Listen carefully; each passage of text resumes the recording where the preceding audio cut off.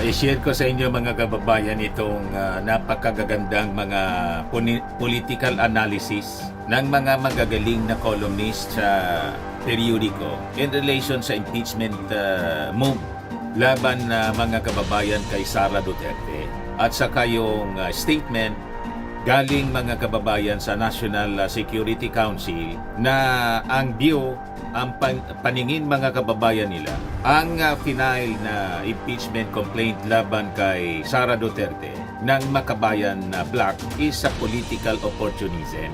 Ito yung sabi mga kababayan ng National Nagbabagang mga balita at pagtalakay sa mga isyu ng lipunan. Pulsa! Opinyon, banat at paglalantad sa katotohanan. Pulsa! What you see is what you get. You decide. Security Council, Makabayan Blacks impeachment push versus Sara Duterte, political opportunism. Yan yung pinalabas mga kababayan ni National Security Council Assistant Director General Jonathan Malaya.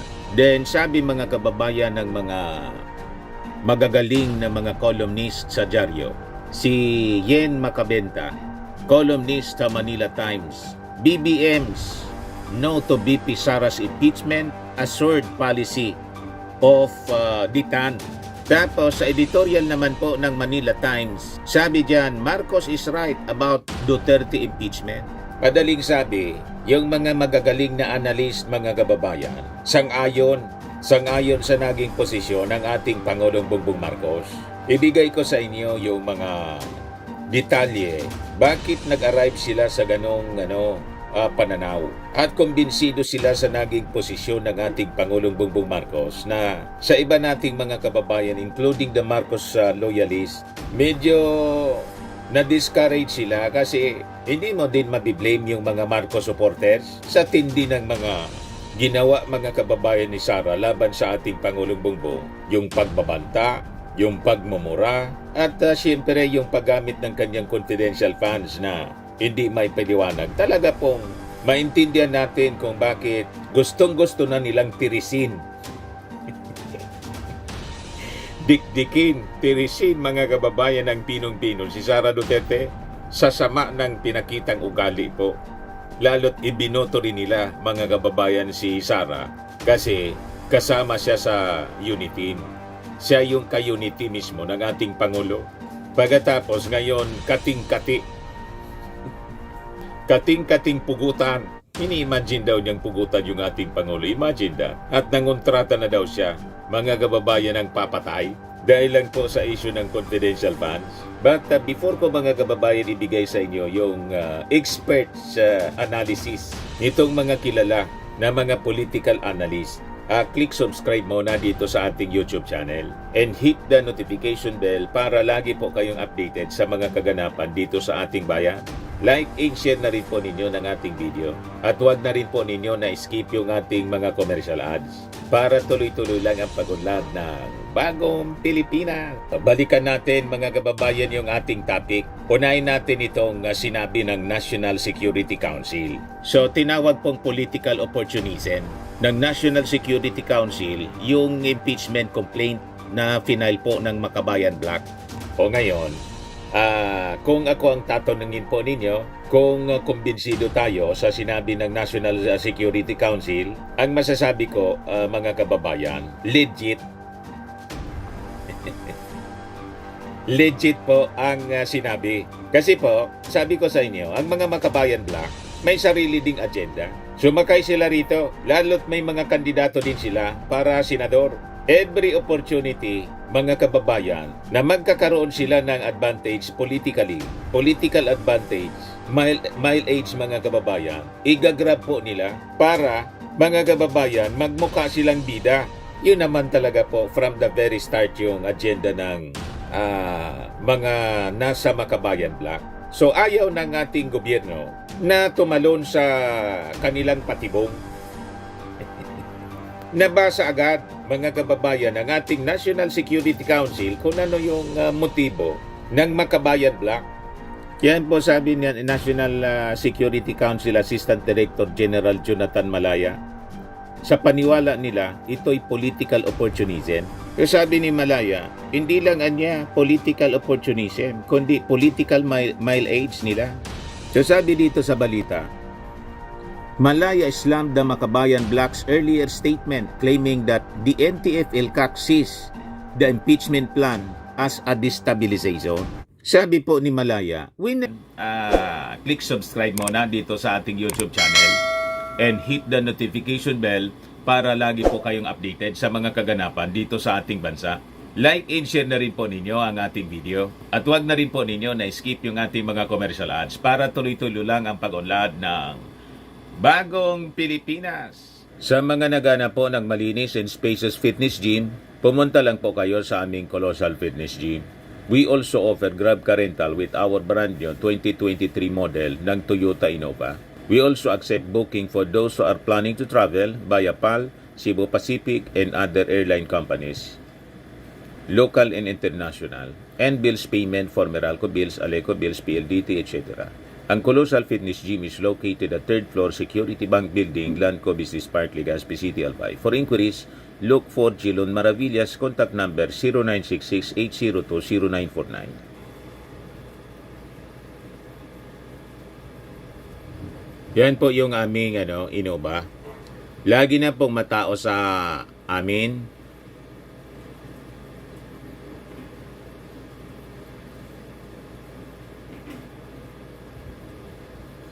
Yan po mga bagong clients namin. Napakaganda at colorful at napakalinis ng aming gym po. Pati mga foreigners po pumupunta sa amin, mga British tourist po sila dito sa Legazpi. Na-set up na rin po yung aming mga brand new gym equipment.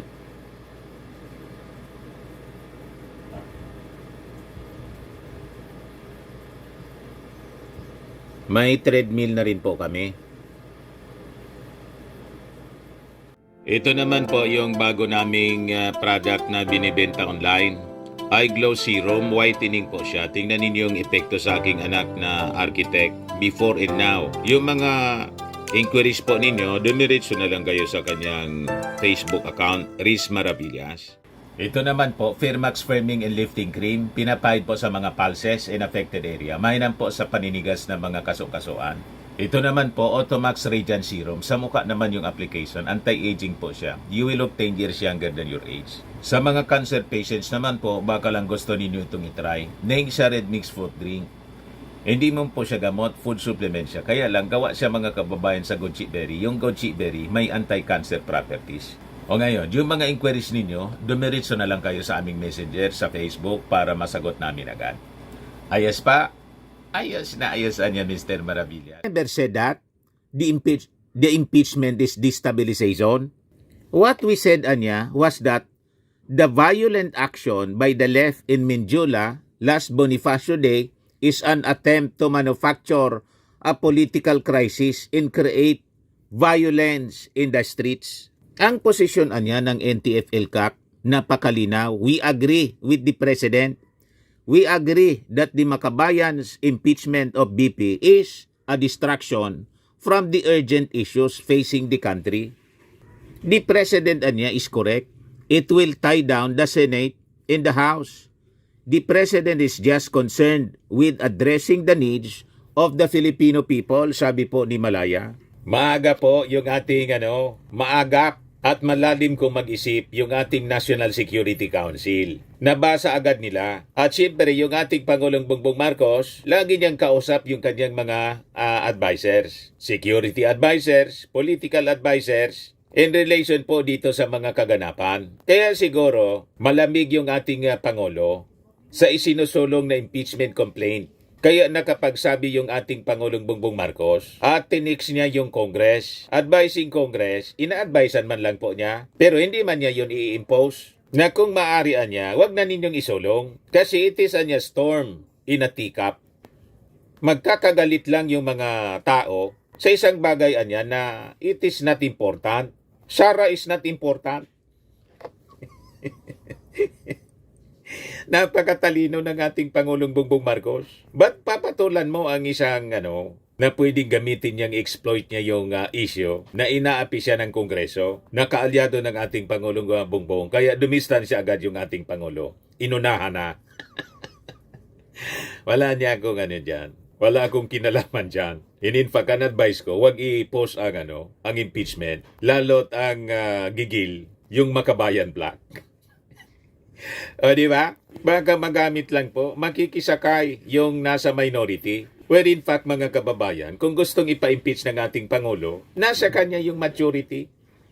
Sa Congress, tama? Although, sa Senado, marami pang kakampi si Sara Duterte, pero ang sitting president po, natural, may impluensya yan. Pwede ba ganyang impluensyahan yung mga senador? At sabihin, saan kayo kakampi? Sa akin o sa kanila? Pag kumampi kayo sa mga Duterte, bala kayo.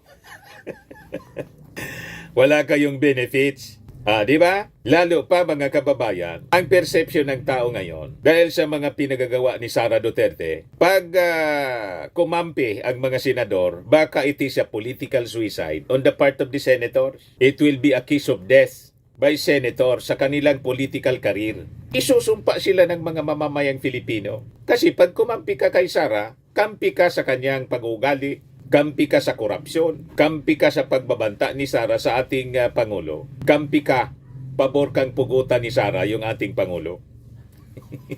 Imagine that. Yung pamumugot po at pagbabanta, that is terrorism. So ang ibig sabihin, kampi yung mga senador sa terorismo. Ayaw ng mga senador na dumikit sa ganong uri ng tao. Siyempre, it will kill their political ambition, mga kababayan. At saka sabi nga natin, pag kinonvict nila si Sara, pabor yun sa kanila kasi -1 political opponent pag 2028. Whereas pag hindi nila kinonvict si Sara, kalaban din nila si Sara sa eleksyon. Di ba pa, mga kababayan? Pero ayaw bigyan ng ating Pangulo ng pagkakataon na magamit yung issue at magmukha pang martir, mga kababayan, yung mga Duterte, na sila yung nambubuli ng aapi, sila yung gumagawa ng masama, tapos papalabasin sila yung biktima, sila yung inaapi. Lalo't mahilig sa pagbaliktad po sila. Binabaliktad lahat ng issue. Tama po yung ating mga analysis. O ngayon, ano itong sinasabi po, mga kababayan, nitong columnist na si Yen Macabenta? Ayan po, Yen Macabenta, isa pong batikang columnist ng Manila Times. Ang sabi niya, BBM's no to BP Sara's impeachment, assured policy of detant. So sabi niya dito sa kanyang column, ito anyang French language was once heavily used by statecraft diplomacy for ending quarrels or disputes. The melodious terms sound convincing in their own right, anya. I urge readers and our public officials to study and consider how they can step-by-step help in resolving our predicament with the messy BBM Sara divorce. The French way goes as follows. Number 1, détente.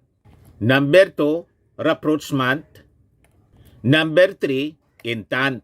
Napakalalalim anya, Mr. Maravillas. Ganon ang mga columnist po na mga matatanda na. Malalalim sila magsalita po. Mga batikan, nagagamit sila ng mga terminologies na sila lang ang nakaintindi. At kailangan mo pang tumingin sa dictionary para maintindihan ang kaulugan. Pero pinaliwanag naman niya kung anong ibig sabihin ng détente. Ayan po, détente. Nang ibig sabihin niya, relaxation of acute tensions that carries with it the danger of conflict.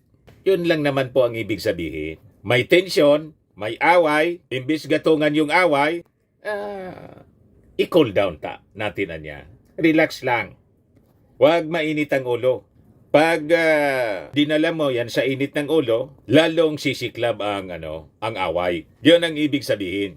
It may be accompanied by reduction of hostile behavior but does not remove the underlying conflict of interest. Yun yung ginawa ng ating Pangulo. Imbes na gatungan yung gulo, yan ang totoong leader po. Imagine, pinagbantaan na lahat yung kanyang buhay na mismo ang pinagbantaan ni Sara. Pero nang may mag-file ng impeachment, sinabi niya, awagan niya, huwag niyong ituloy. O di ba?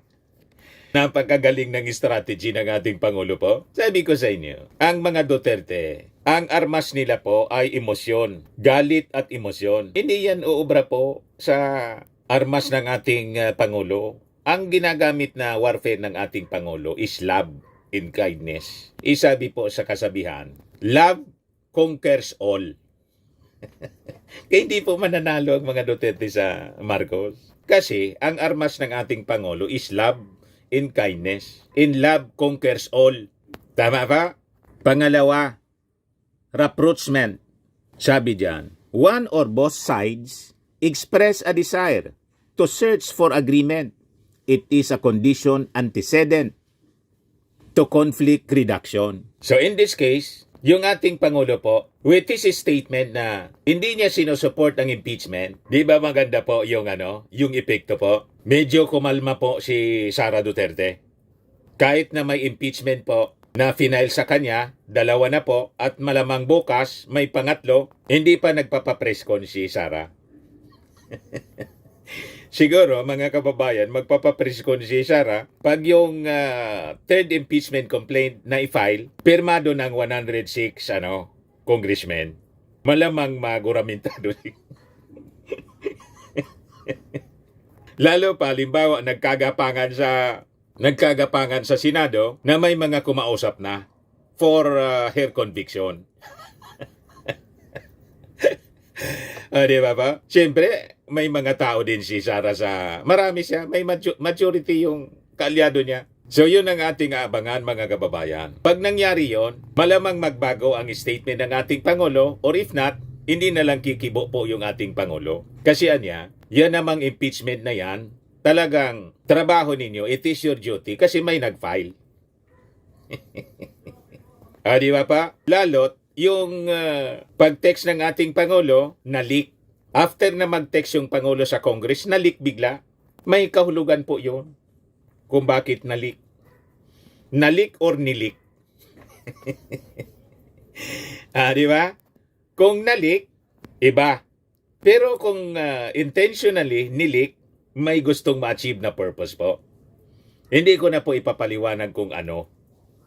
Di ba? Bala na kayo mag-interpret kung ano yung interpretation po ninyo. Pangatlo, sabi rito, intent. The two sides recognize a similarity of views and interest, but the understandings are limited to certain issues. Improvement in relations stop short of an alliance. So sabi ni Yen Macabenta, sa politika niya, detente has been used mainly in interstate relations.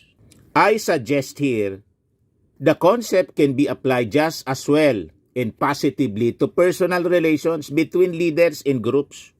The key is to bring other ideas into dialogue with each other. Yun ang reading po, mga kababayan. Yun ang basa sa mga actions ng ating Pangulo ni Yen Macabenta. Sa bagay, di ba sinabi ng ating Pangulo, nang magsalita si Sara Duterte na we have reached a point of no return. Sabi ng ating Pangulo, never say never. To open pa rin siya. So makikita ninyo, yung ating Pangulo is serving this country, our nation, our people, above self. Kahit pinagbantaan na siya, pinagmumura, binalahura na ni Sara Duterte yung lahat, pati ko yung kanyang sarili, pati yung opisina niya. Pero sabi ng ating Pangulo, never say never. O di ba? Ganon kalalim. Ganon kalawak yung pag-unawa ng ating Pangulong Bongbong. Ang warfare niya, mga kababayan, is love and kindness. And love conquers all. Kaya sa paniwala natin, mga kababayan, sa laban na to, in this conflict, na ang ating Pangulo ay sinasabi nila, a weak leader will emerge as the winner. Tama ba? Hawak niya yung powerful weapon po. Pinakang malakas na armas, love. The greatest warfare because love conquers all. So itong strategy niya na ginagamit ng ating Pangulong Bongbong, sabi ni Yen Macabenta, nangyari niya ito during the Cold War between America and the US. And it is effective. Yan o. The term detente is often used to refer to a period of general easing of geopolitical tensions between the Soviet Union and the US during the Cold War. Detente began in 1969 as a core element of the foreign policy of the US President Richard Nixon in an effort to avoid an escalation of conflict with the Eastern Bloc. The Nixon administration promoted greater dialogue with the Soviet government in order to facilitate negotiations over arms control and other bilateral agreements. Detente was known in Russian as Razryadka, loosely meaning relaxation of tension. Ayan ang ginagawa ng ating Pangulo. Mainit ng masyado yung politika dahil sa init ng ulo ni Sara Duterte at ni Digong na gustong-gusto nang umupo.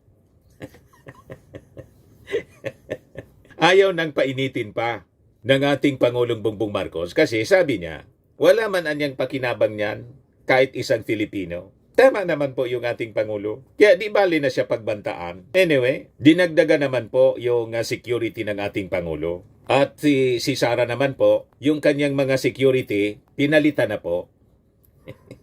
Baka magamit na private army laban mismo sa ating Pangulo. So alam niya yung kanyang ginagawa. Matalino po ang ating Pangulo. Yung apoy sa ulo ni Sara, hindi na niya po dinagdagan yung gatong. Sabi nga natin po, you cannot put out fire with fire. Gamitan mo dapat ng tubig or fire extinguisher. Yung palaging pag-aapoy ni Sara. Kaya sabi ni Yen Makabenta pala, I think our nation, Anya, would be exceedingly glad to see today even just a relaxation of tension among our top leaders and more good sense among our House legislator. Ngayon, sa isa pang column, ito editorial na po ito ng Manila Times, sabi dito, Marcos is right about Duterte impeachment. Marcos discouraging an impeachment is also sound political calculus. There is growing concern that the increasingly volatile rift between the President and Vice President will be disruptive. And many have publicly called on both parties to ease tensions. Not impeaching Duterte is one way to do that. In addition, sabi po rito, declining to pursue an impeachment process also denies Duterte, who has displayed an embarrassing but attention-grabbing preference for the dramatic and platform